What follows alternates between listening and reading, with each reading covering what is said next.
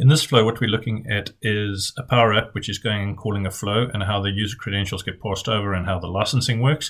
Once we hit the flow, you move over and go into the SharePoint list. In my scenario, in the testing demo, I've used both SharePoint and Word services to do this work. This is my Power Automate flow, and you can see it's fired off by Power Apps from the trigger. And you can see at the bottom there, it's going into the SharePoint list, and it's going to go and write it out into a specific SharePoint list.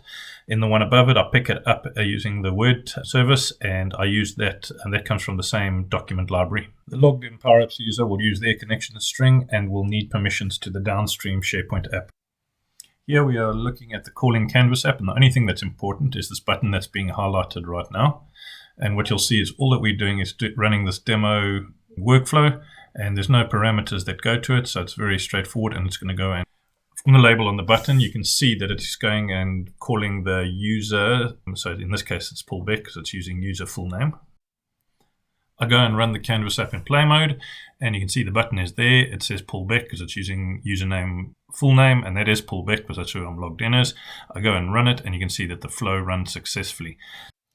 Back within SharePoint, within the document library, I can see that this has been created and it was modified by pullback, which is what we are expecting.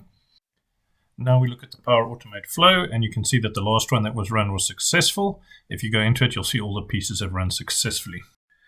Okay, so the next thing I did is I logged in as my tester at radimaging.co.uk, and you can see this is my logged in user. It's saying it's tested at radimaging.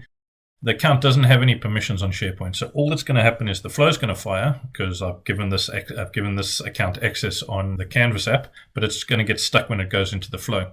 So when I run it, you can see it thinks the flow has fired off, which it has, but obviously it failed because I didn't look for a response. You can see it dropped. Yeah, it couldn't even go and pick up the template, and you can see it's pretty obvious what's going on. You can see the 400, and it's telling me that the file I'm trying to access, I don't have permission. So I'm going to go and give myself access and run through it again. So you can see I've come into the old SharePoint document settings. So I'm going to go and look at the permissions on this library. You can see I'm actually inheriting permissions. So all I'm actually going to do is go into the guest account and go and give the tester some permission. See, I'm going and using this tester account. And this is actually an external account from another domain. Now it's got permissions, and we should be good to go.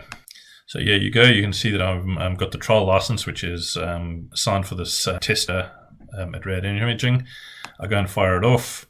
You'll see the flow will run fine, and we'll just go and examine that. You can see it fired off 17 seconds ago. There we go. It's all gone through, all absolutely fine. Come into the document library, and it's been generated by the tester. So as the license suggests, it's run in the context of the user that is using it or calling it. If this is fired from a trigger, then it is not run from the user, but the context of the owner.